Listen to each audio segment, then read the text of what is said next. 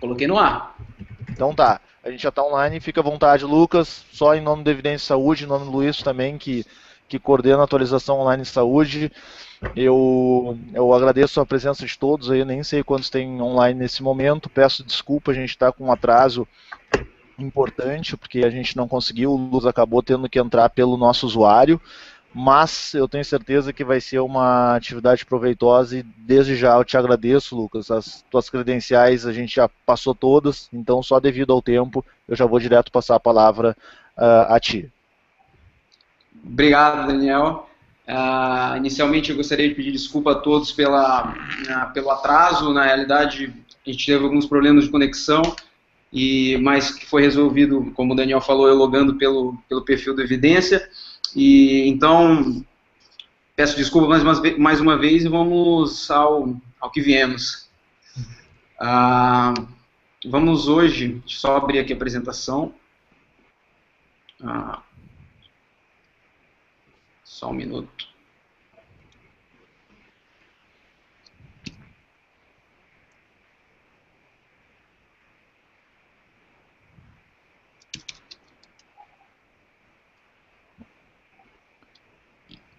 Tá tudo ok aí, Daniel, pro pessoal? Tá ok, só coloca. Isso aí, tá ok.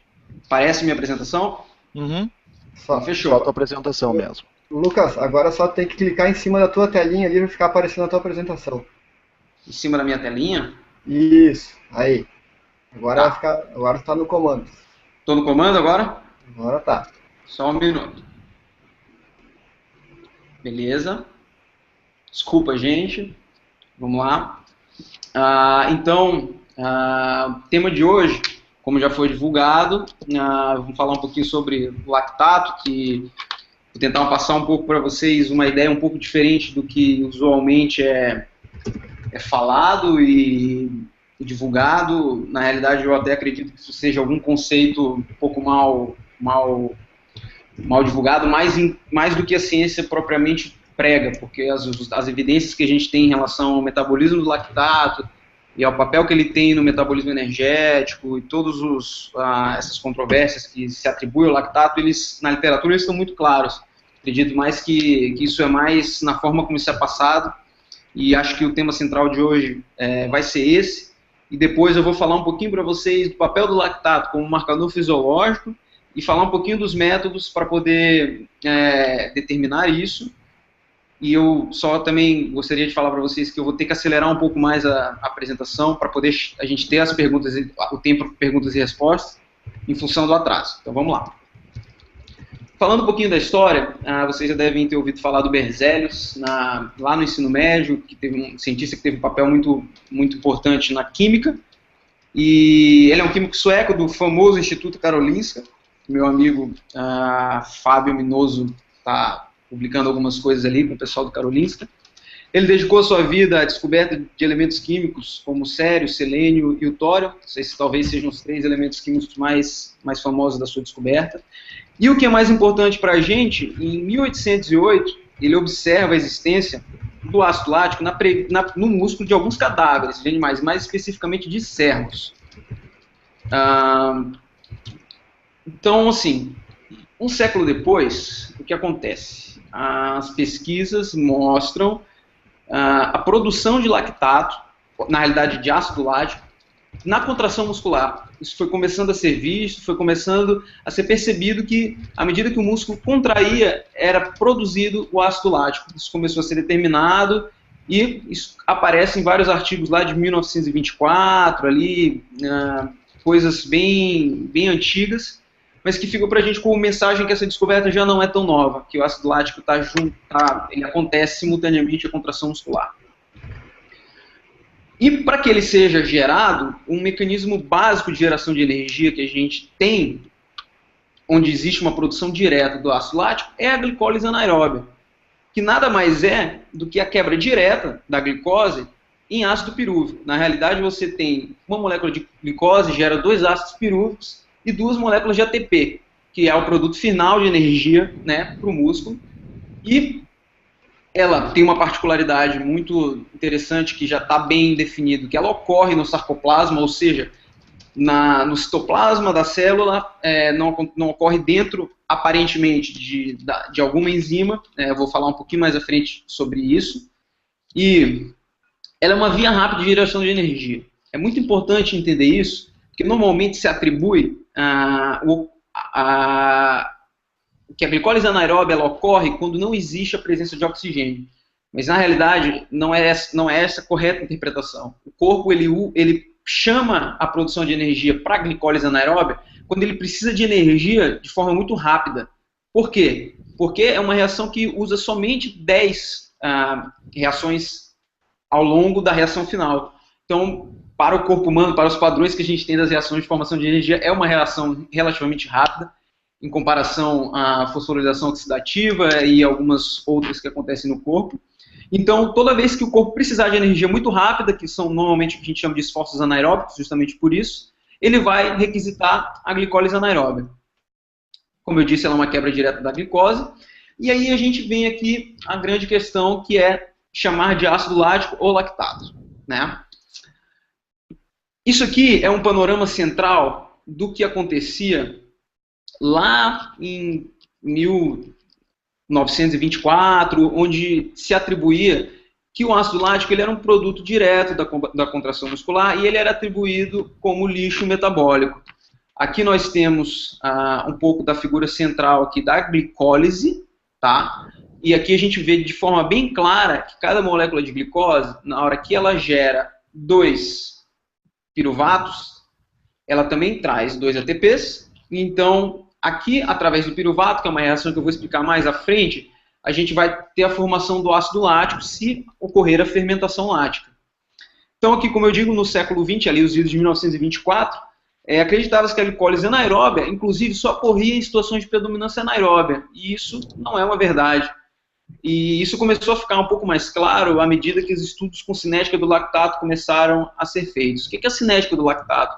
É o comportamento da produção do lactato, o comportamento da produção de ácido lático no corpo humano, à medida que o exercício vai aumentando, em repouso, em condições de saúde, em condições de doença, ou seja, a cinética nos remete ao movimento.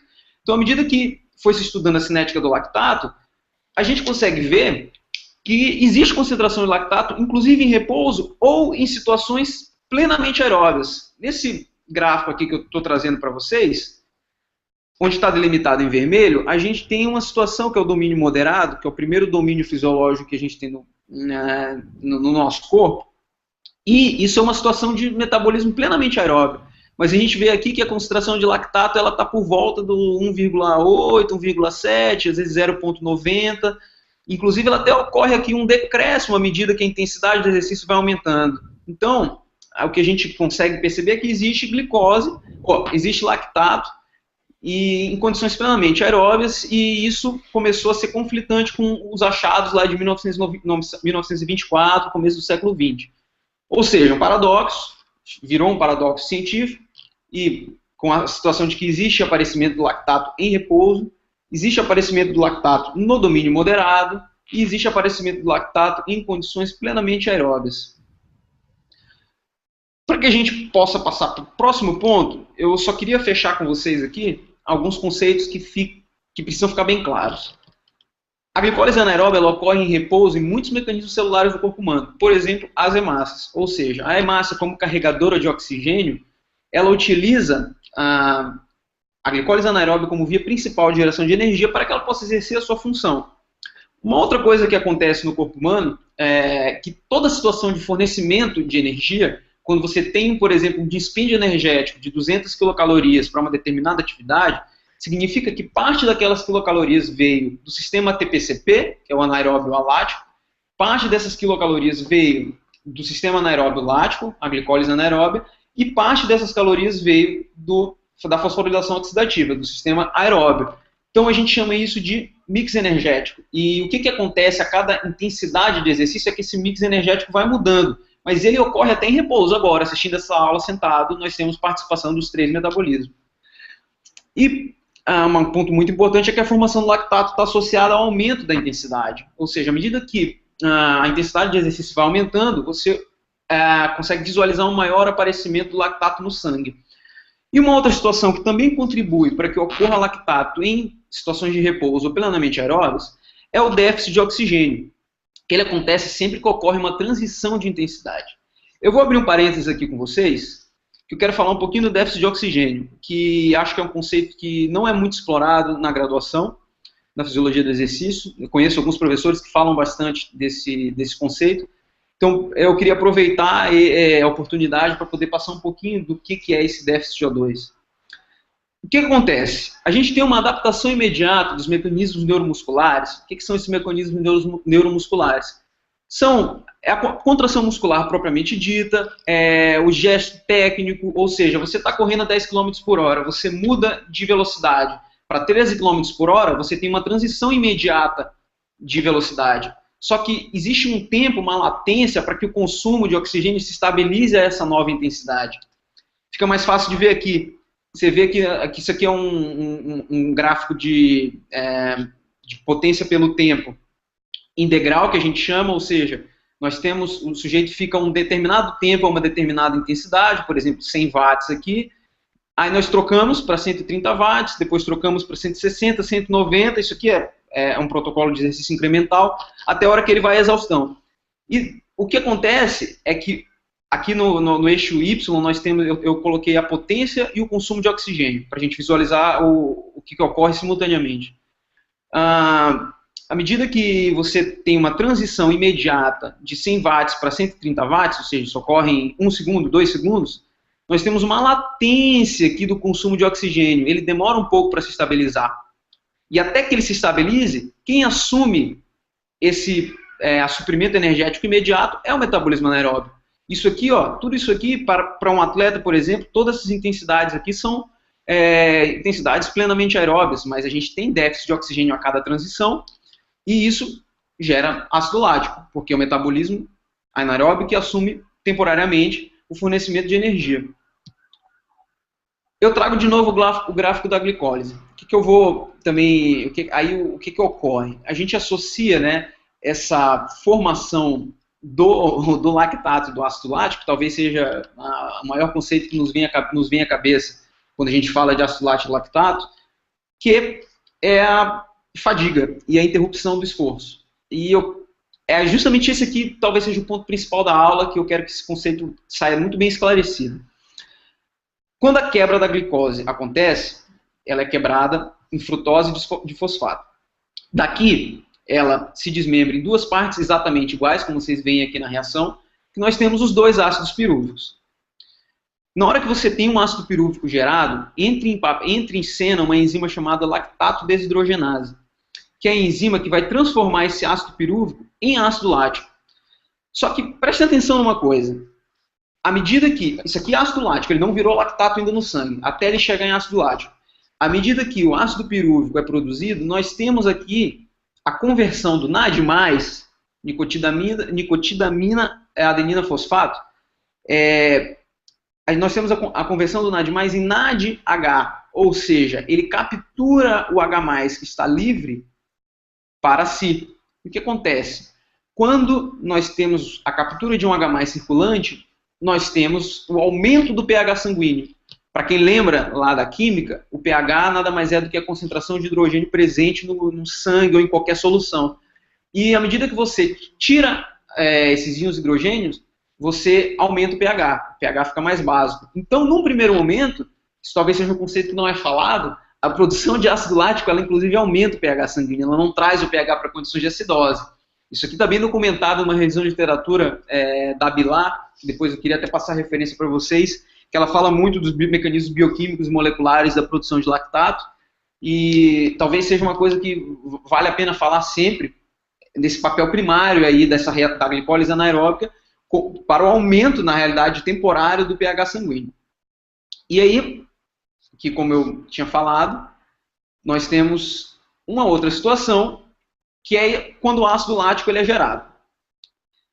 A gente tem uma reação de dissociação do ácido lático, ou seja, esse ácido lático, à medida que ele cai na corrente sanguínea, em situações normais, ele é dissociado em um íon H+, e no lactato, que é esta molécula aqui, C3H5O3.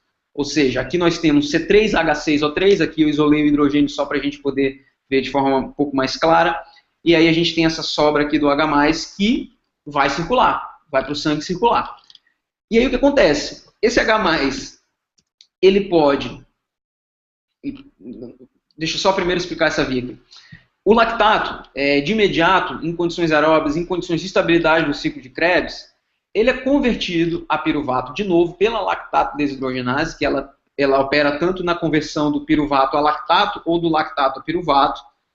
E do piruvato, ele vem a ser acetilcoenzima A, convertido pela PDH, que é a piruvato desidrogenase. E como a gente sabe, tudo que é convertido em acetilcoenzima A e cai no ciclo de Krebs se converte em ATP, energia final. Só que isso aqui é em condições de estabilidade. Um outro caminho é o H+, ele ir para o sangue, ficar livre e reduzir o pH sanguíneo. Isso sim, a gente tem como evidência de que é uma situação que possa sim causar diminuição do tempo de esforço e acidose metabólica. Não necessariamente pode causar fadiga. Teoricamente sim, mas existem ocasiões que não ocorre a fadiga, mesmo que ocorra aparecimento de H+ no sangue. Uma outra situação que eu queria trazer para vocês é a teoria do professor Brooks, que chama Cell-Cell and Intracellular Lactate Shuttles. O que essa teoria fala? Nós temos aqui, o que já ficou claro à medida do que eu fui falando, é que a gente tem um papel do lactato como energia e a gente tem um papel do lactato como uma possível molécula que traz consigo o aparecimento de H+, que é responsável por reduzir o pH sanguíneo e chegar em situações de acidose metabólica.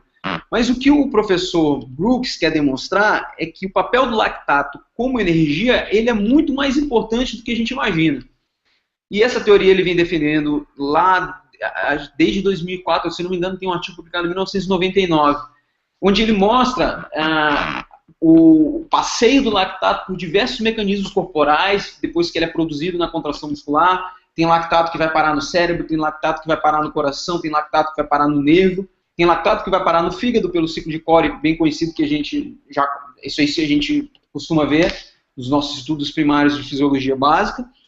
E eu queria falar um pouquinho mais dessa teoria para vocês, que o professor Brooks, da University of Berkeley, na Califórnia, e ele traz, na realidade, 4 divisões da teoria dele. Primeiro, ele explica o trânsito extracelular do lactato.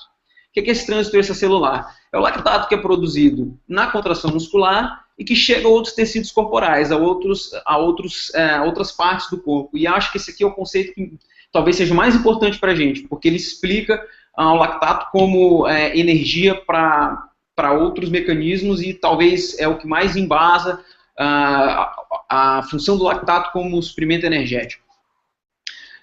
Ele diz que durante esforços extenuantes, o lactato é o principal combustível para o coração, nervos e cérebro. Isso é muito importante. Agora, da onde que ele tira isso? Essa evidência ela é suportada pela expressão de MCTs. O que são MCTs? MCTs, na realidade, são monocarboxilatos transportadores. E esses monocarboxilatos transportadores são as proteínas que trazem o lactato para dentro da célula ou para fora. Ou seja, são as que mediam o trânsito do lactato em qualquer situação, que exista uma membrana que tenha que ser transpassada. E ele vê a expressão de MCTs nas células dos tecidos que eu falei, do cérebro, do músculo, do nervo, do coração. E, se tem a expressão de MCT na membrana desses tecidos, significa que alguma coisa ali está acontecendo. Ou tem lactato querendo sair, ou tem lactato querendo entrar. Mais ou menos como a expressão da GLUT4 na hora que a gente tem glicose querendo entrar ou sair. E aí, a gente tem 2 tipos de monocarboxilatos, que são os de alta afinidade e os de baixa afinidade. A gente tem a expressão, por exemplo, de MCT de baixa afinidade pelos astrócitos. Os astrócitos são células gliais cerebrais, basicamente são as células do cérebro. E os neurônios, em contrapartida, expressam um MCT de alta afinidade pelo lactato. E aí o que acontece? Isso sugere a recepção do lactato advindo do cérebro, pelos neurônios. Ou seja, tem uma situação de baixa afinidade por alta afinidade. Ele sugere que um MCT de baixa afinidade, ele tem uma função maior de trazer o lactato para fora da célula do que para dentro da célula. Então aqui a gente já consegue visualizar um trânsito do lactato que é produzido do corpo de um tecido para o outro, de um sistema para o outro. Ou seja, uma função energética. Agora a gente tem uma outra coisa que ele chama, que é a segunda parte da teoria dele, que é a intracellular role, ou seja, o trânsito intracelular. E o que isso significa? É como que o lactato ele dança, como que ele se movimenta dentro da célula. E a gente tem umas duas situações bem interessantes aqui dentro da célula. Esse conceito ele tenta explicar o balanço entre a liberação no citoplasma, quando a glicólise ou a gliconeogênese ocorre, e a remoção pela via mitocondrial, que é o que a gente já conhece. A gente vê MCT2 dentro dos peroxissomos, com a função de transportar piruvato para dentro dos peroxissomos, ou seja, são monocarboxilatos de alta afinidade, como eu falei, eles trazem para dentro. E esses lactatos serão convertidos pela lactato desidrogenase peroxossimal, em piruvato. E aí, esse piruvato, em lactato, esse lactato é expulso e convertido em piruvato, novamente pela LDH citoplasmática, ou seja, uma ida e uma vinda, onde ele volta a se tornar metabolismo para o suprimento energético e cai no ciclo de Krebs posteriormente. O que ele traz ainda, que ainda está talvez muito ainda carente de mais evidências, é uma hipótese de que o lactato ele possa ser convertido em piruvato dentro da mitocôndria. Por que ele fala isso? Ele encontrou a presença de LDH mitocondrial. E o LDH, na realidade, é uma enzima que tem como papel, que eu falei, de transformar lactato em piruvato ou piruvato em lactato. Ou seja, se existe LDH mitocondrial, existe alguma conversão de piruvato a lactato ou lactato a piruvato dentro da mitocôndria. Os primeiros a enxergarem isso foram Barber e Sherman, em 1979. E essa evidência ela traz uma importante informação para a potência do mecanismo de remoção.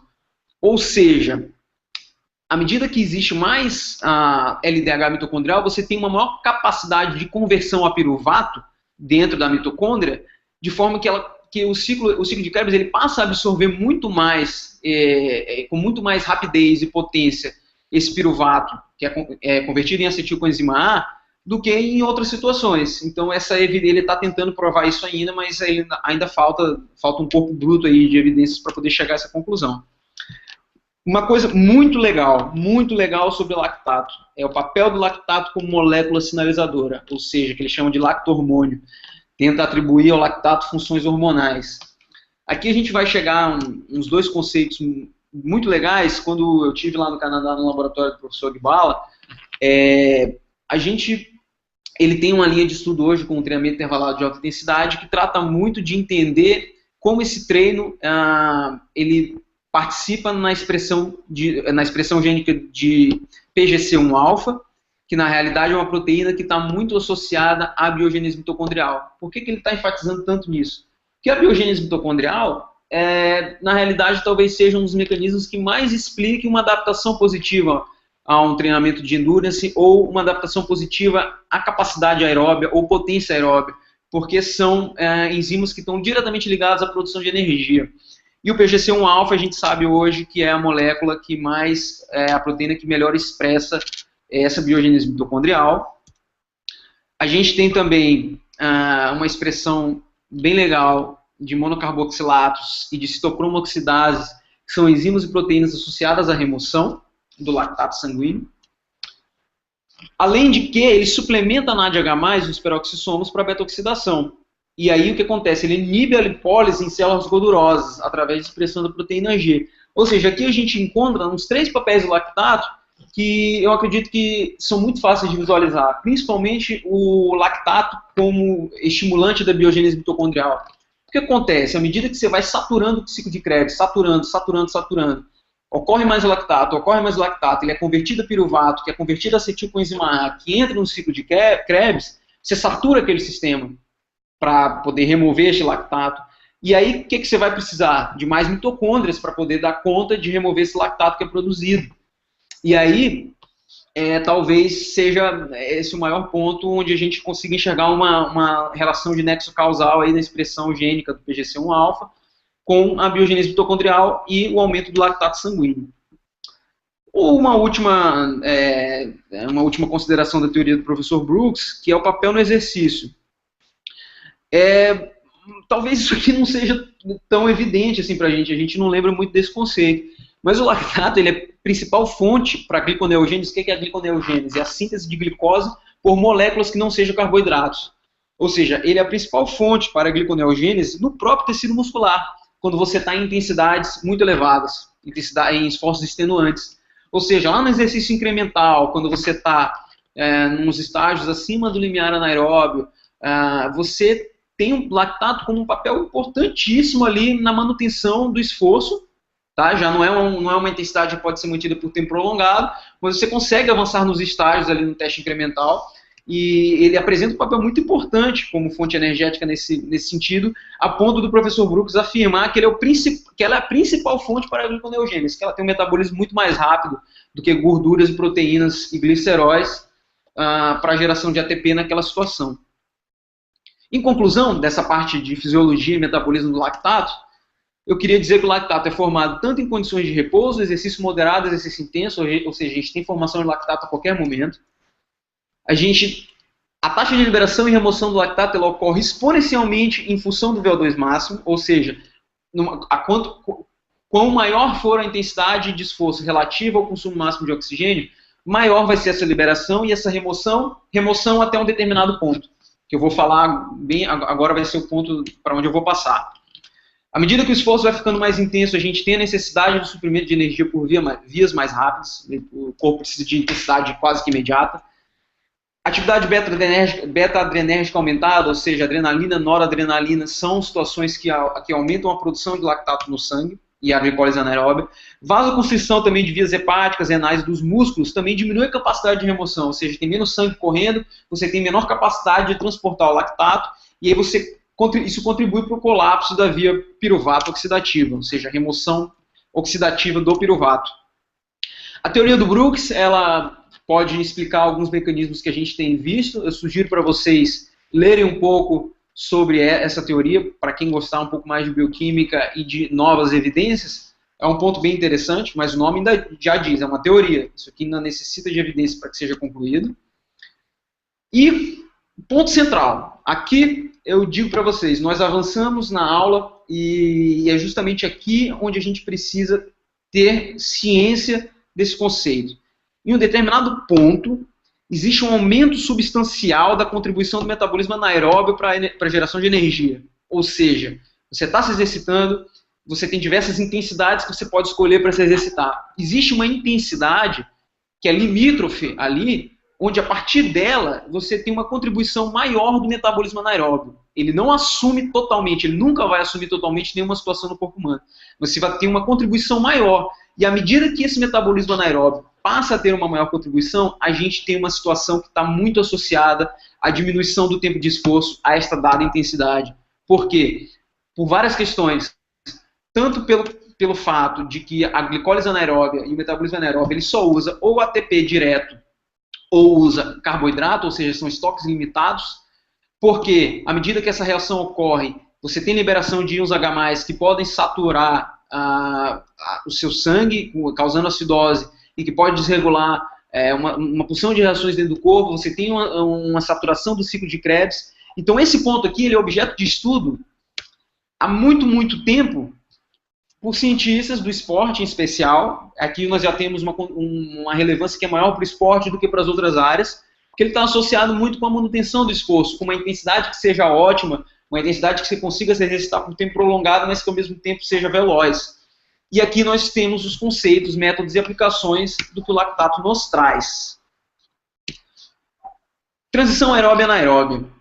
Esse conceito ele serve para nos mostrar isso que eu estou acabando de dizer. Você está no metabolismo aeróbio e você passa a ter predominância no metabolismo anaeróbio. Mas eu já digo para vocês, gente, que eu não gosto desse termo. Nem de limiar anaeróbio, e eu vou falar lá na frente, porque subentende-se que a partir desse ponto você está no metabolismo anaeróbio, mas você não está, você continua aeróbico. Você só tem uma maior participação no metabolismo anaeróbio. Nós vamos falar um pouquinho disso lá na frente. Para essa função, ele não significa um índice fisiológico muito interessante, tá? Que é utilizado para diversas coisas na prescrição do treinamento, na avaliação. Pode ser traduzido esse ponto de transição aeróbia anaeróbia como um ponto de máximo equilíbrio entre a liberação e a remoção do lactato sanguíneo. que a gente costuma chamar de transição do domínio pesado ou severo. Vou falar um pouquinho mais na frente também. Como índice de capacidade aeróbia, ou seja, ele é um índice que traduz muito bem a capacidade aeróbica do sistema aeróbio.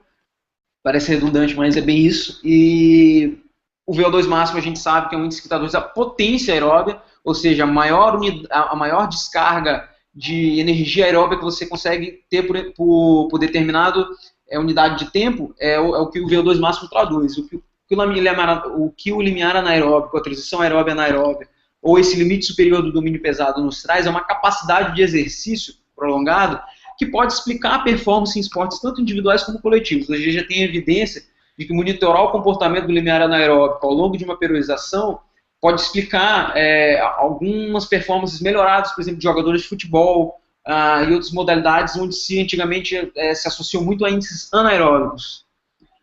Ele funciona melhor do que o VO2 máximo para predição de performance, e a gente vai também falar um pouquinho disso lá na frente. E também é um índice muito interessante para a própria prescrição do treinamento.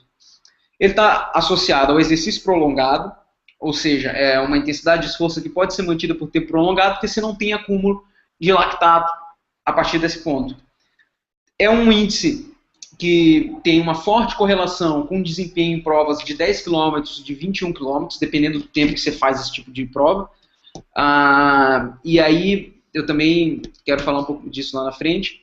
E essa forte associação e correlação que eu digo é um R maior do que 0,7, que o Fald traz na revisão de literatura dele, um conjunto de estudos, e ele adota esse 0,7 como um índice de forte correlação para o número de estudos que ele tem.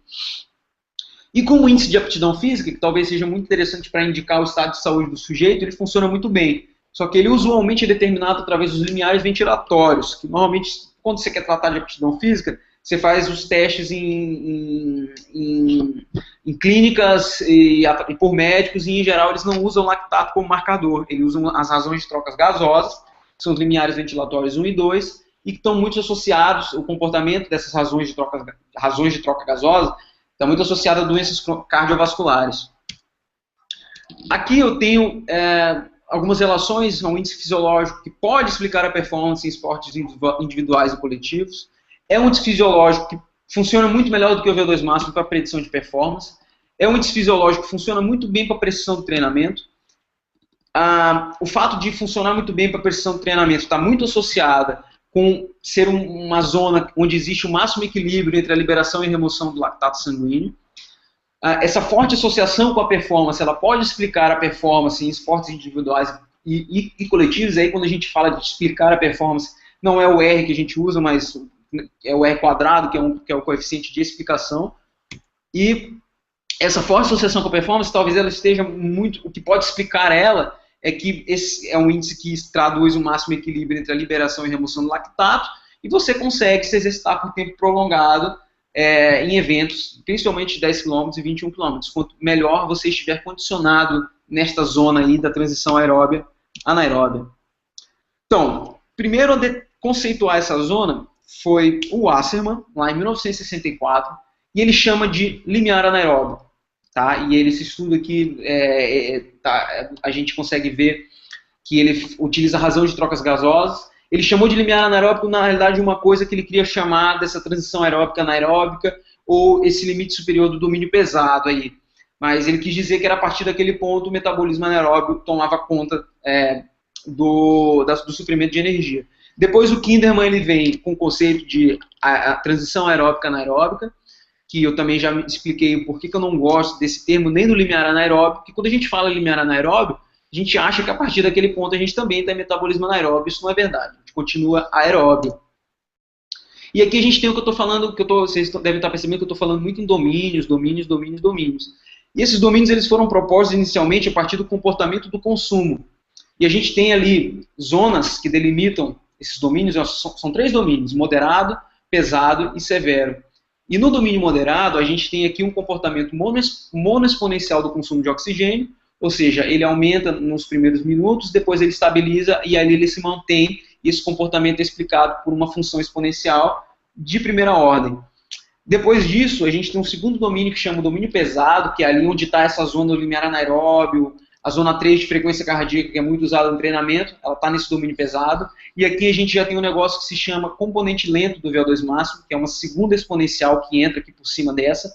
E esse componente lento ele quer traduzir que existe uma demora no atingimento de um estado estável de consumo. Ele é mais lento do que essa exponencial aqui, que se estabilizaria muito rápido nessa linha, se estabilizaria muito mais rápido nessa linha pontilhada aqui.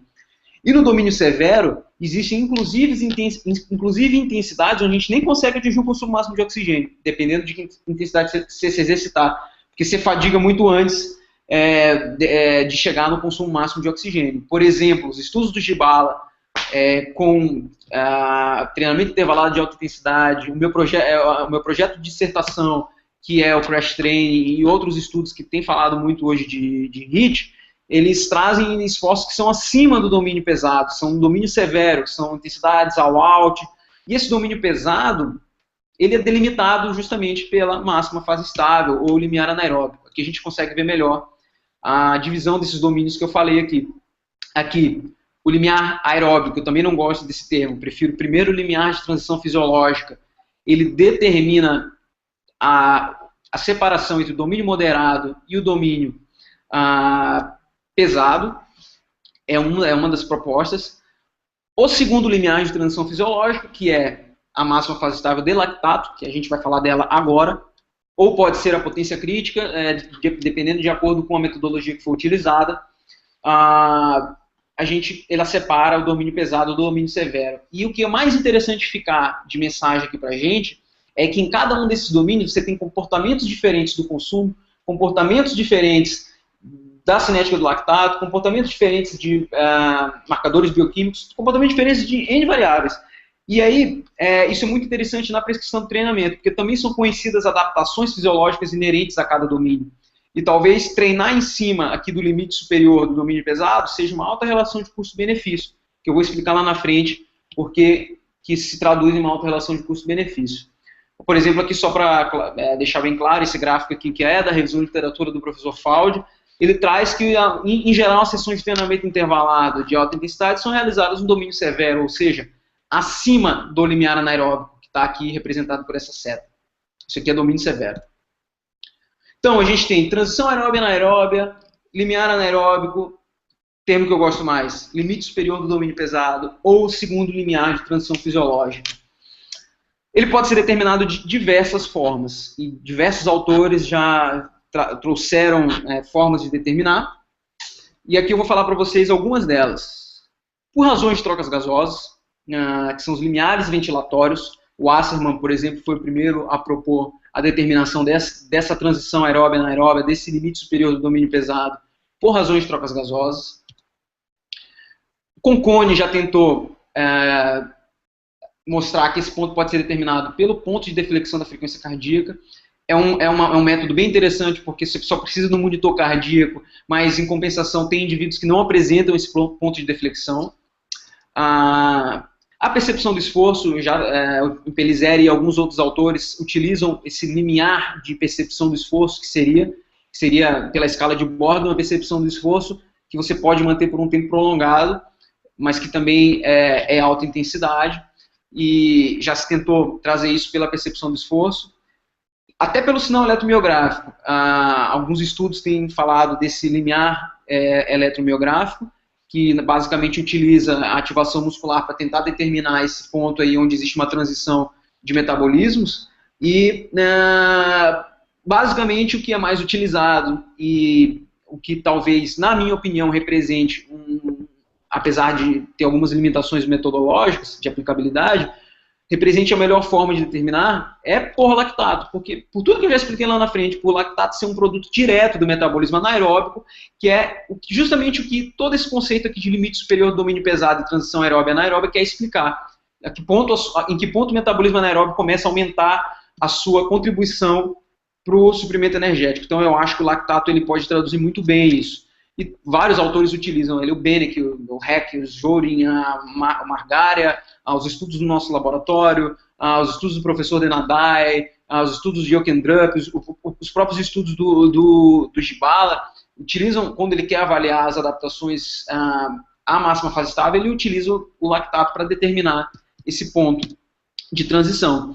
E aí, quando a gente leva a cinética do lactato em consideração, a gente tem dois eventos que são bem, talvez signifiquem uma coisa bem interessante, que é o que a gente chama de primeiro limiar, que é o primeiro aumento acima das concentrações de linha de base, ou seja, das concentrações que não são concentrações de repouso, mas concentrações que não variaram quase nada à medida que o esforço foi aumentando. Então, existe um ponto ali onde existe um primeiro aumento.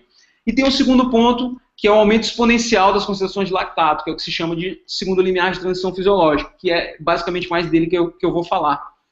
Aqui, só para vocês verem, isso aqui é uma linha de base, aqui é o gráfico no eixo X, nós temos intensidades, e no eixo Y nós temos a concentração de lactato relativa a cada intensidade.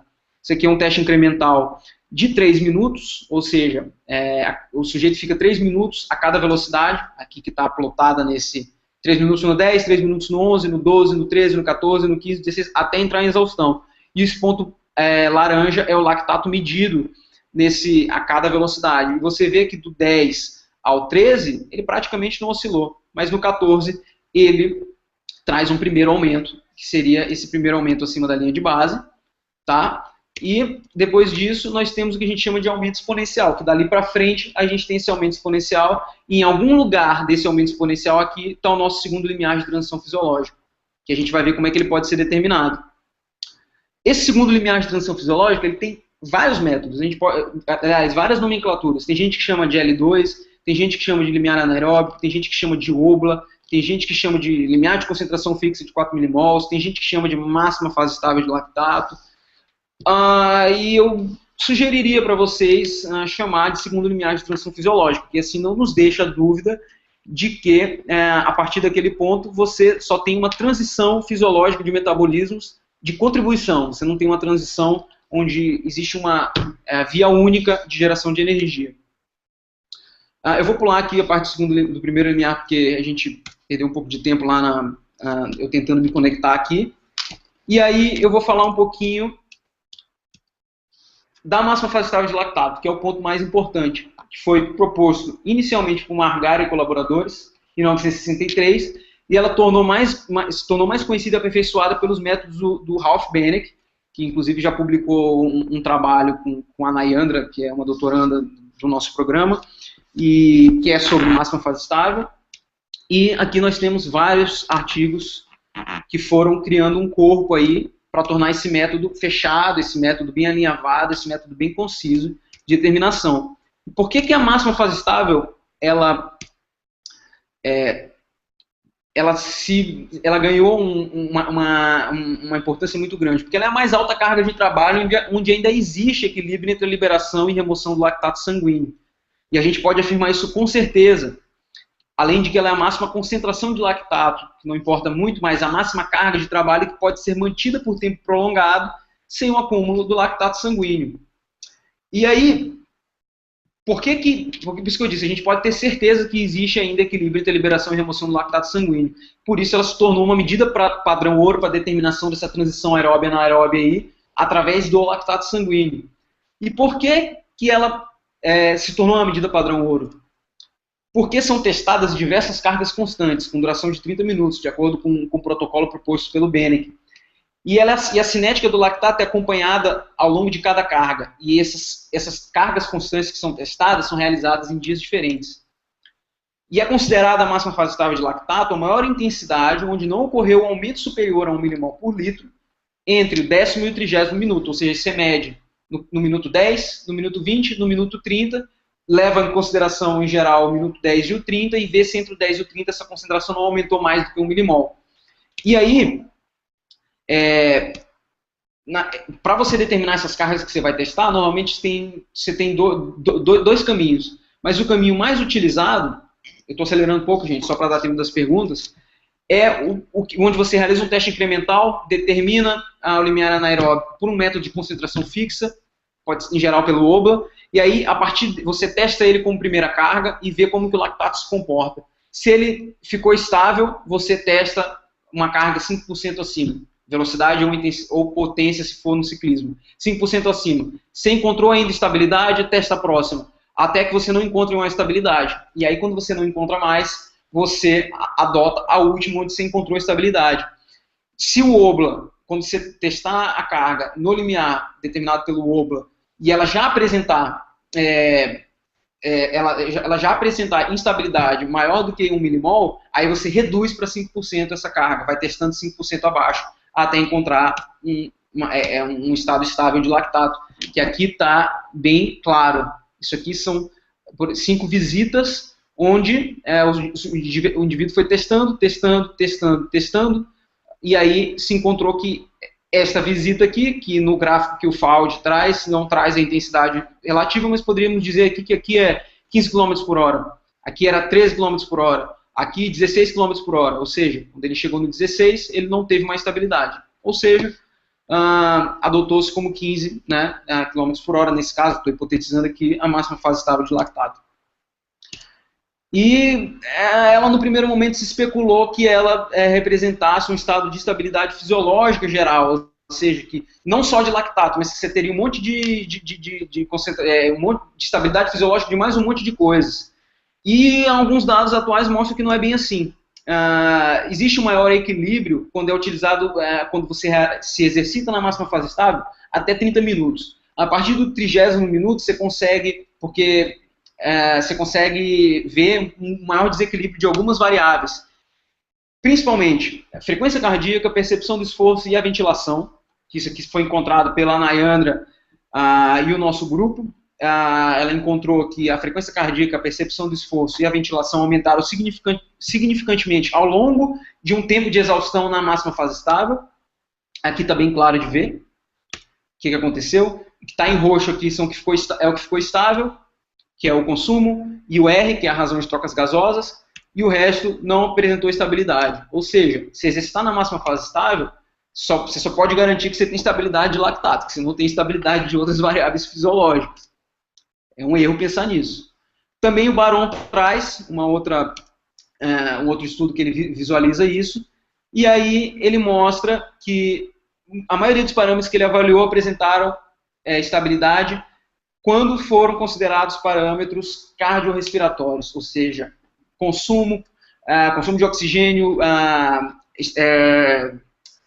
eliminação de gás carbônico, ventilação, coeficiente de razão de trocas gasosas, VE, VO2 e VE, VCO2, e a temperatura e a frequência cardíaca, que são parâmetros cardiovasculares, não apresentaram estabilidade. Isso talvez até tenha algum sentido, onde a gente lembra lá da fisiologia básica, que o Afram fala, por exemplo, que a frequência cardíaca e a temperatura corporal, ela está muito mais relacionada a um tempo que você se expõe a um determinado exercício, independente da intensidade, do que a intensidade do exercício. Então, talvez por isso tenha se encontrado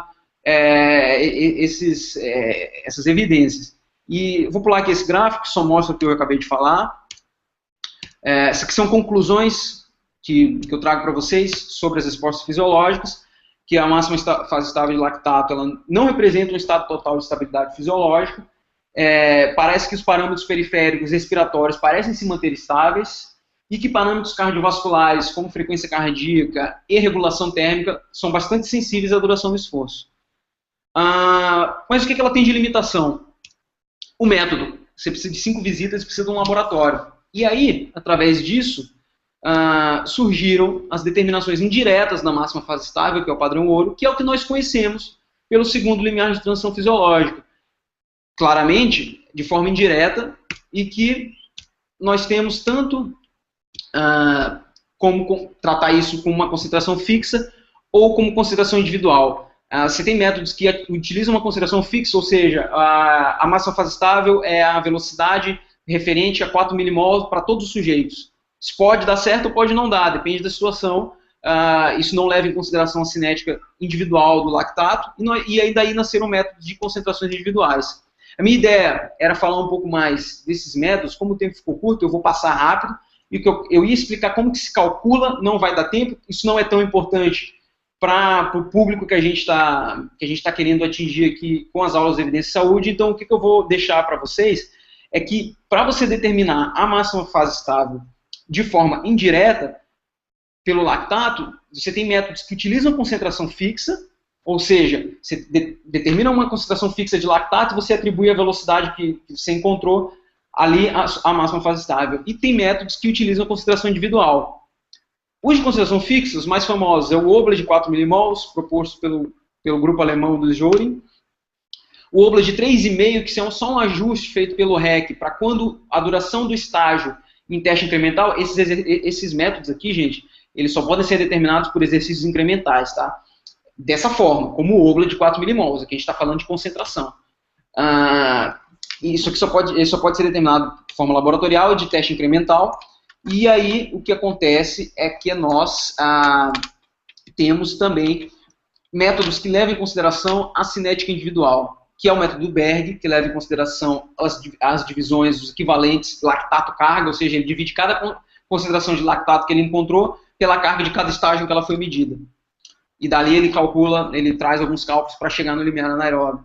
O método DMAX, que é um método visual, o método lactato mínimo, que é um método proposto por Tetbu, em 1993, e o método do Balder e da Guedes, que é um método também que leva em consideração a cinética individual. E o que temos aqui? Quando usar a concentração fixa ou quando usar a concentração variável? E o que fazer nas situações práticas? A concentração fixa, gente, ela serve muito bem, por exemplo, quando você tem desenhos experimentais, situações de pesquisa, que você tem uma medida pré-pós. O que é uma medida pré-pós? Essa medida pré-pós é uma medida que é feita antes e é feita depois. Se você quer avaliar, por exemplo, a eficácia de uma determinada intervenção, ou seja, um tipo de treinamento, você mede o limiar antes e mede o limiar depois. A gente pode usar a concentração fixa. Se você, por exemplo, subestimar ou superestimar a máxima fase estável pela concentração fixa, que esse é o principal viés dela, de qualquer forma você está sistematizando o erro, entendeu? Você tem uma medida pré e uma medida pós. É mais ou menos como se pesar na mesma balança todo dia. Mesmo que a balança esteja errada, você tem um peso pela mesma balança. A gente usa a concentração variável quando a gente quer determinar a carga através do limiar. E aí é muito importante ter esse ponto de equilíbrio ali entre a remoção e a produção de lactato para que você não erre na prescrição do exercício. Às vezes você consegue determinar pela concentração fixa uma boa acurácia ali com massa fase estável, mas em geral a gente tem adotado, por exemplo, lá no laboratório, o uso do Berg, que eu vou mostrar para vocês ali um artigo onde a gente chegou, pelo menos para os sujeitos que foram avaliados pelo Christopher e pelo grupo, o Berg se mostrou que tem melhor conformidade com a massa fase estável de lactato. Nas situações práticas, vou dizer para vocês que você tem que fazer um ajuste, se você quiser medir concentração fixa, se você quiser prescrever um treino para um atleta, lá na rua, você é treinador, e você jogou um atleta para um laboratório de fisiologia, e ele te entregou um teste incremental, um laudo de um teste incremental, onde você tem os limiares, eu sugiro que você faça uma interpretação um pouco mais subjetiva do que o método de concentração fixa deu e do que de concentração variável deu, porque você conhece o seu atleta. Você sabe que ali a massa fase estável está muito próxima ali da velocidade do 10.000 e da meia maratona, por exemplo, que está muito próxima de uma intensidade que o cara consegue se exercitar durante 1 hora. Está muito próxima de uma intensidade onde o cara consegue sustentar 45, 50 minutos de série intervalada, com descansos que duram a metade, 1/3, 1/4 do esforço feito. Então, quando você conhece o sujeito, você faz um ajuste ali dos dois métodos, e aí a gente não tem muito protocolo para isso, é um ajuste mais subjetivo. Eu vou pular aqui a determinação, porque eu quero mostrar para vocês só o blend Altman aqui da conformidade com a massa fase estável, e a gente vai encerrar para começar as perguntas. Esse aqui é o artigo que o Christopher fez, publicou comparando métodos, e ele estimou a massa fase estável de todo mundo, que é o método padrão ouro. Estimou não, determinou a massa fase estável de todo mundo, que é o método padrão ouro, e depois calculou os limiares, fez um teste incremental também nas pessoas, e calculou os limiares através de 4 métodos, e depois viu a acurácia desses métodos com a máxima fase estável. Está aqui, calculado pelos 4 métodos, e o que ele chega à conclusão? Por exemplo, o limiar, o LAN2 é o que ele chama, que é o Berg aqui, tá? E a gente vê que a velocidade, por exemplo, 14,4, ficou muito próxima da velocidade da máxima fase estável, 14,3, entendeu? Enquanto o LAN1, que é o Obla de 3,5, porque esse aqui foi um estágio de 3 minutos, você teve uma velocidade levemente superior, que para o grupo estudado apresentou algumas diferenças. Então, uma outra forma de visualizar é pelo blend Altman, que é um plot muito utilizado pela ciência da saúde, quando você quer avaliar a acurácia de dois métodos que visam medir a mesma coisa, que teoricamente teriam que dar a mesma medida. E aqui você coloca essas linhas tracejadas que se chamam limite de concordância, eles vão delimitar ali os outliners, na realidade isso aqui é o desvio padrão das diferenças, tá? E aí eles vão determinar os outliers, ou seja, quanto menor essas linhas tracejadas ou esses limites de concordância, mais você tem dados concentrados, dados menos dispersos, ou seja, eles estão muito próximos dessa linha preta aqui, que é a diferença média, ou seja, isso aqui a gente chama de bias ou viés, que é a diferença média calculada, e eles estão muito próximos da diferença média. E essa diferença média aqui, a gente pode ver que tem aqui pontos muito próximos dela, e com um outliner aqui de, no máximo, 1 km por hora para cima, 1 km por hora para baixo, como está aqui. Então, assim, para finalizar, determinar a máxima fase estável, conhecer o metabolismo do lactato e entender como ele funciona é muito importante para a prescrição do treinamento, para você avaliar e traçar correlações com as performances. Aqui eu deixo o artigo para vocês do FAUD, que traz uma tabela muito interessante com uma reunião de vários estudos com correlações. Para você fazer a avaliação da aptidão física e da caracterização de sujeitos, ou seja, quando você quer discriminar atletas, o VO2 máximo parece não ser o melhor índice quando você tem valores muito semelhantes. Você tem 4 sujeitos com VO2 60, 61, 59, 60. Qual desses é mais rápido? Não consigo dizer muita coisa com esses valores, entendeu? Com a medida do limiar, a gente consegue discriminar muito melhor esses sujeitos. E você tem inúmeros estudos laboratoriais e de campo que eu posso sugerir também depois para vocês os artigos, para poder vocês darem uma lida e verem como que isso pode ser determinado em campo, em situações práticas. É muito utilizada na prescrição do treinamento, você treinar em cima da máxima fase estável, ou em alguma porcentagem dela. Isso até ficou muito mais famoso com um livro publicado pelo professor Andrew Coogan, um livro que ele tem uma linguagem um pouco mais, como é que eu posso dizer? Ela tem uma linguagem um pouco mais coloquial, tá? Ela foi feita para atletas, não foi feito para o mundo acadêmico, mas que traz muito conceitos do mundo acadêmico e que ele sugere que os caras façam, os atletas façam um teste, uma melhor potência, um contrarrelógio, que isso é para o ciclismo, uma melhor potência num teste de 20 minutos. E aí, esse 20 minutos, por exemplo, depois eu posso explicar melhor para vocês, bate muito com a potência crítica. Depois ele manda descontar 5%, que aí você chega na máxima fase estável, e aí você treina em cima dessa potência crítica descontada de 5%, que é uma forma indireta de determinar a máxima fase estável. Então esse conceito até ficou muito conhecido, até para quem não tem muito envolvimento acadêmico, depois que o Coogan lançou esse livro, que é Training in Racing with a Power Meter, que eu até sugiro para os atletas que estiverem assistindo, para os técnicos que estiverem assistindo. O livro é em inglês, mas é um livro que traz uma metodologia muito legal para precisão de treinamento em cima da máxima fase estável. Deixo meu muito obrigado aqui para vocês. Vamos agora entrar na parte de perguntas e respostas. Eu tentei... essa apresentação teria que ser mais longa, ela traz conceitos um pouco mais aprofundados, tanto do metabolismo do lactato, assim como a utilização do lactato como marcador sanguíneo, para a determinação do domínio, limite superior do domínio pesado, da transição anaeróbia ou do limiar anaeróbio, que vocês viram que pode ser determinado também por razão de troca gasosa, pode ser determinado por sinal eletromiográfico, pode ser determinado pela frequência cardíaca, pode ser determinado pela potência crítica, e cada método tem suas limitações, não é o objetivo esse da aula. E, então, gostaria de agradecer a atenção de vocês, e agora vamos partir para as perguntas e respostas. Desculpa por tomar esse tempo de vocês e fazer a apresentação e até mais tarde do que o planejado.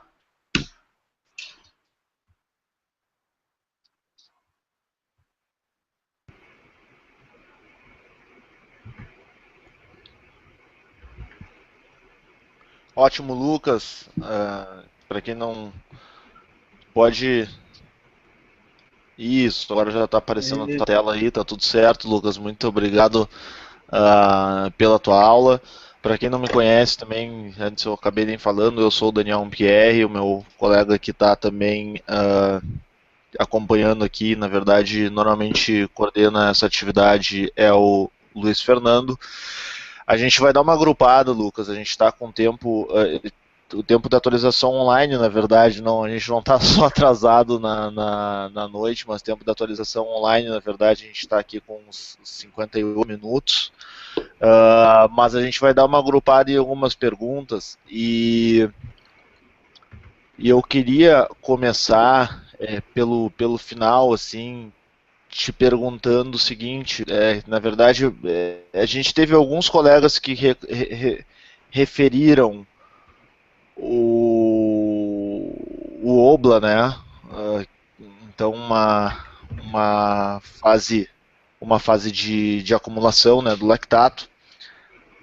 E eu queria que tu, e um deles, na verdade, eu acho que até cito uma referência aqui do Stegman, de 1981, professor Paulo Azevedo, primeiro é um prazer, assim, ter a divulgação dele, porque eu acompanho que ele compartilha, né, algumas coisas do Evidência Saúde, incluindo a atualização online.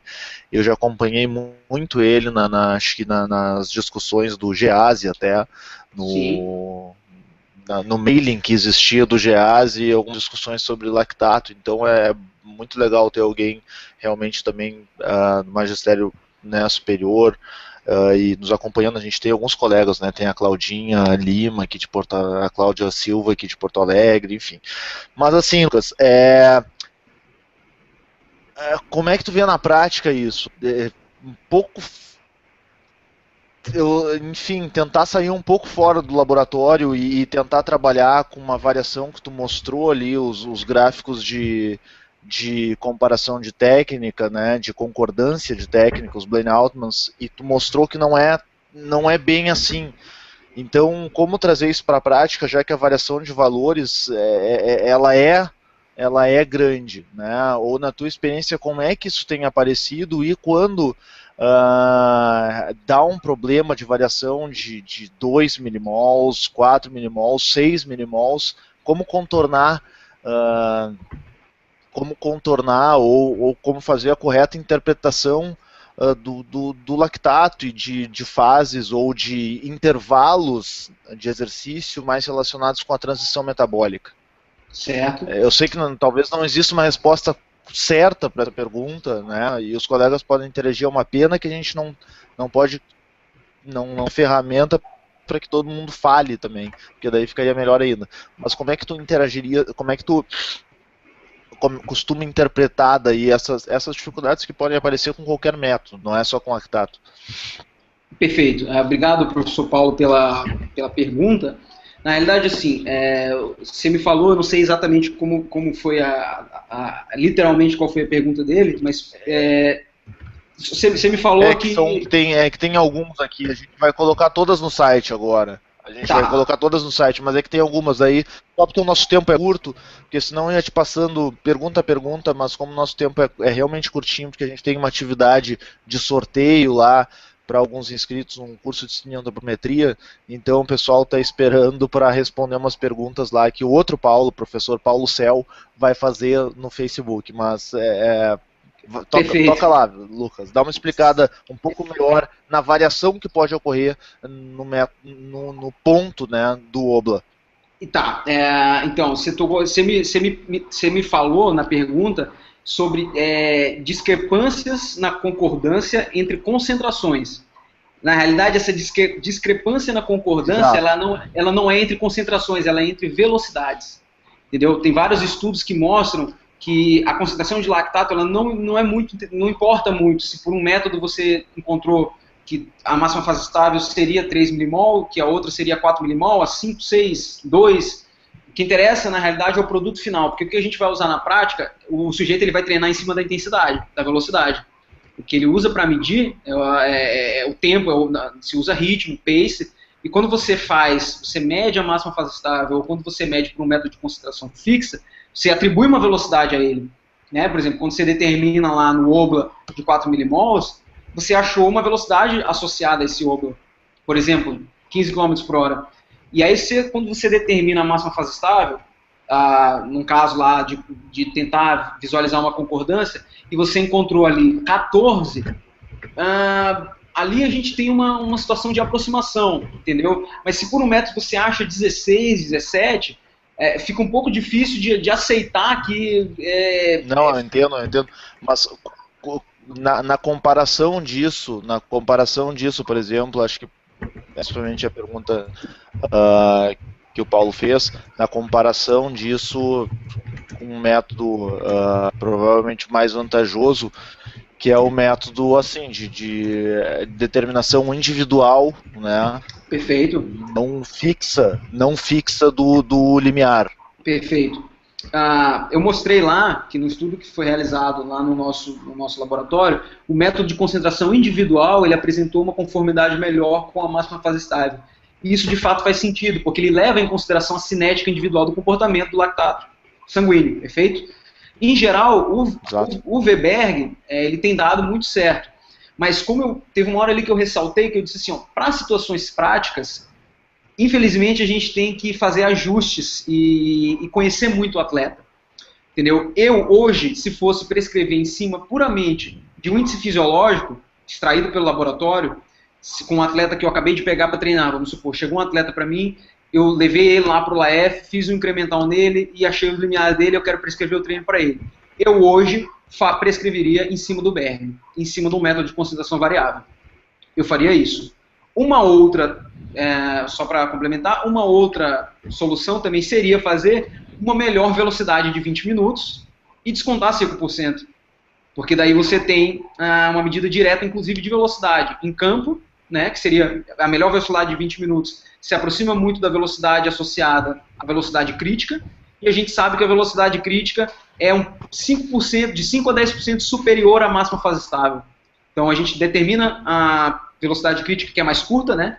O sujeito só precisa ficar correndo 20 minutos. Se eu quisesse determinar a máxima fase estável, eu ia botar o cara para correr 1 hora. Melhor 1 hora, entendeu? Melhor velocidade de 1 hora. Então a gente coloca ele para correr 20 minutos e acrescenta 5% naquele tempo. Em geral, isso também dá bastante certo, que é o que o Andrew Coogan faz lá com o livro que ele traz para os ciclistas. E eu te digo porque eu uso isso, eu sou atleta também, e eu treino com medidor de potência, eu uso isso. Quando eu vou determinar a potência para os meus treinos, eu faço ali meu contrarrelógio de 20 minutos, desconto os 5% e prescrevo intensidades percentuais desse valor final.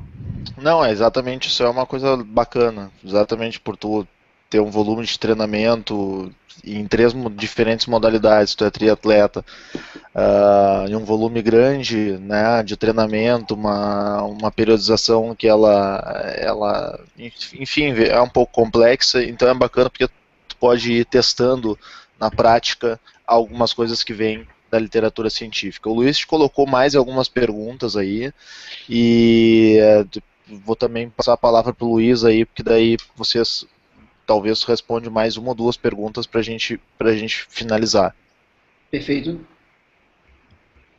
Lucas, pode responder a pergunta da Renata ali, depois na sequência eu vou te fazer uma pergunta também. Perfeito. Pode ler a pergunta aí. Claro. A Renata está perguntando aqui, que eu comentei que a máxima fase estável de lactato é a intensidade limite, onde existe equilíbrio entre a produção e remoção do lactato, e que eu ressaltei que como ponto de transição do metabolismo aeróbio ao anaeróbio, ela entendeu direitinho o conceito que eu falei. Parabéns, Renata. Justamente essa era a mensagem que eu queria falar, e no final ela afirma que se o que eu quis dizer significa que acima do limiar ou acima da máxima fase estável, o predomínio metabólico é do metabolismo anaeróbio. Correto, perfeita forma de pensar, é justamente isso que determinar esse limite de domínios nos traz para uma situação prática, para uma situação laboratorial. Esse é o ponto importante, justamente determinar onde o metabolismo anaeróbio assume, na realidade, eu não sei, na realidade, Renato, eu não sei se o termo correto seria predomínio. Na realidade, aumenta a contribuição, tá? O que acontece de fato é uma contribuição do metabolismo anaeróbio, não predomínio. Predomínio, na realidade, nós vamos ter lá com exercícios de máxima intensidade que você consiga sustentar por 1 minuto e 30, 2 minutos, ali você tem predomínio do anaeróbio. Mas talvez o termo correto não seja predomínio, seja aumento da contribuição. Perfeito. Eu vou aproveitar e fazer uma pergunta que para mim é bem prática. Chegou a dar uma pincelada durante a aula sobre o teste de Concone. O que tu acha da aplicabilidade real desse teste? Eu acho um teste muito bom, que é um teste que utiliza um recurso sonoro, e você é um teste incremental, como um teste de laboratório, só que ele é feito em campo. E você pode medir lactato, inclusive no teste de Concone, entendeu? Basta você ter lá os materiais para poder medir. E se você medir naquele lactímetro portátil, que é o AcuCheck lá, você pode medir na hora. A confiabilidade dele não é tão boa, mas talvez dê algum valor bom pra gente. E você pode medir como a gente faz muitas vezes lá no laboratório, que tem situações de campo, a gente leva todo o aparato para o campo, os ependófilos, os capilares, as coisas preparadas, coleta o sangue em cada estágio, e aí depois nós levamos para o laboratório e analisamos as amostras. Eu acho o teste de Concone muito válido, é um teste que você realiza no campo, é um teste que utiliza sinais sonoros, é muito parecido, ele é para coisas completamente diferentes, mas tem um teste que foi validado lá no nosso laboratório que chama o teste Carminati, professor Carminati, que na realidade é uma adaptação do Yo-Yo teste, lá do Bangsbo, teste para futebol, que na realidade também utiliza sinais sonoros, mas com o aumento da distância. Na realidade o sinal sonoro continua o mesmo, e o que aumenta é a distância que você tem que cobrir em cima desses intervalos sonoros. Entendeu? Na realidade nada mais se trata do que um teste incremental, similar ao teste de laboratório, e onde você tem medidas muito parecidas com o teste de campo. Se você tiver um material, acho que vale muito a pena fazer. E tem, só para complementar, medidas que não são de lactato, que são muito importantes desses testes. Você pode fazer um ponto de deflexão da frequência cardíaca, ou seja, depois pega os dados de frequência cardíaca e analisa no próprio teste Concone. O pico de velocidade é um outro índice muito importante que a gente pode usar, que é a velocidade final do teste. Entendeu? Tem métodos que prescrevem treino em cima do pico de velocidade. Então, assim, essa aula ela foi focada em falar só do limiar anaeróbio como índice. Mas a gente tem muitos outros que o próprio teste incremental nos dá. VVO2 máximo, VO2 máximo, pico de velocidade, que são índices que podem ser utilizados no treinamento. Perfeito. Eu acho que, em função do adiantado da hora, a gente pode ser só mais uma pergunta, essa que até está como convidado aqui, ele não colocou o nome. Mas até porque a gente já falou algumas vezes sobre HIIT, tu tá visualizando essa pergunta? É em cima da pergunta da Renata que eu passei para ti. Acho que pode ser essa pergunta aí. Que ele está dizendo que hoje usa-se muito o treinamento intervalado de alta intensidade para abordagens no emagrecimento. E que ele talvez seja mais eficaz do que atividades de longa duração. Ele está perguntando se essa relação ela se dá pela produção do lactato com a sinalização do PGC1-alfa, lá quando eu falei de lacto-hormônios. Então, na realidade, eu não vou saber te responder isso com plena certeza. O que eu sei é que o treinamento intervalado de alta intensidade, basicamente nesse protocolo que ele tem sido prescrito hoje, ele parece deixar um aumento do consumo em repouso, pós-exercício, por tempo prolongado. Ele parece ter um efeito interessante sobre isso. E o que precisa ainda ser mais esclarecido, que eu acho que não tem tanto a ver com PGC1-alfa, não, não que eu esteja dizendo que PGC1-alfa não é importante para emagrecimento, mas que eu acho que o ponto mais importante, como visualizar que emagrecimento tem muito a ver com dispêndio energético, com gasto calórico, é necessário avaliar qual é o gasto calórico induzido ou gerado por esse protocolo de treinamento intervalado de alta intensidade, que pode ser tanto o gasto calórico imediato ali do treino, como o gasto calórico posterior, pela elevação do consumo de oxigênio, efeito EPOC e tantos outros mecanismos de sinalização que vão deixar esse gasto calórico elevado. Então eu sugiro olhar um pouco por essa ótica. A gente tem o nosso colega Rafael Sequete, Lucas, está perguntando se foi o Vitor que perguntou sobre o HIIT, tá? Porque o Vitor é um cara que estuda muito o HIIT, gosta muito do PGC1-alfa também. Eu acho que, enfim, como eu acabo estudando HIIT também por causa do emagrecimento, a minha área não é tão bioquímica, mas assim, pelo que eu tenho observado, é claro, o aumento em PGC1-alfa é um aumento muito grande, muito acentuado e inequívoco do HIIT. Mas quando vai se ver assim, peso corporal ou mesmo composição corporal, não acompanha. Eu acho muito interessante ter uma relação, mas acho que a gente ainda não está num método, talvez, ou num segmento maior do HIIT, um ano, né? Os estudos com HIIT, eles são 6 meses, normalmente, assim, os estudos mais longos, né? Mas a grande maioria é 8 a 12 semanas.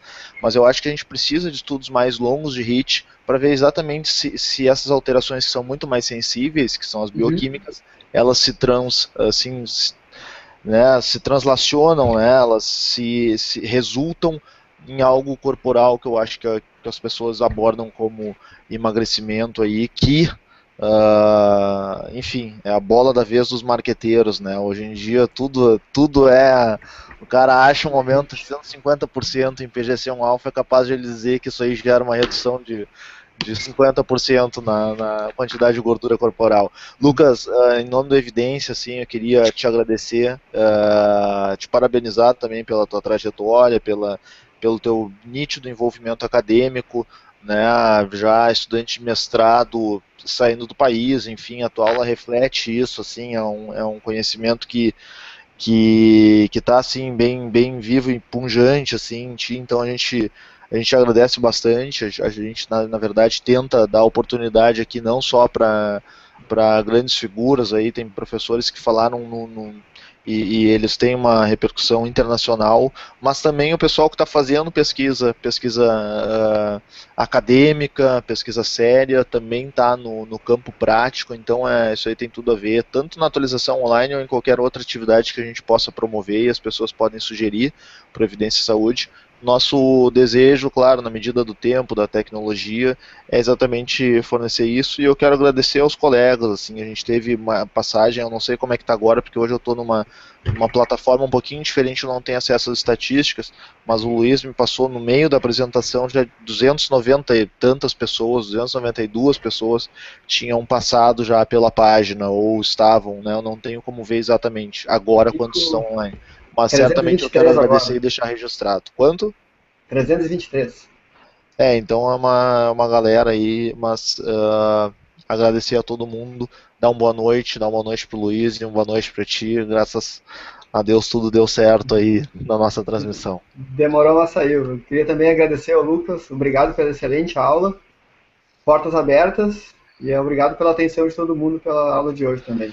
E lembrar, o pessoal que está no curso de cineantropometria, que vai ter em Porto Alegre, agora pode ir, eu já coloquei a página aí, pode ir na página do evento no Facebook e responder 2 perguntas lá que o ministrante, o Paulo Cel, nosso parceiro aqui de Porto Alegre, tem para vocês, que daí o primeiro a responder vai ganhar um kit de avaliação antropométrica. Um abraço, Lucas. Boa noite, muito obrigado. Um abraço a todos, muito obrigado por tudo e espero que vocês tenham contemplado um pouquinho das informações que eu tentei trazer para vocês. Muito obrigado pela oportunidade.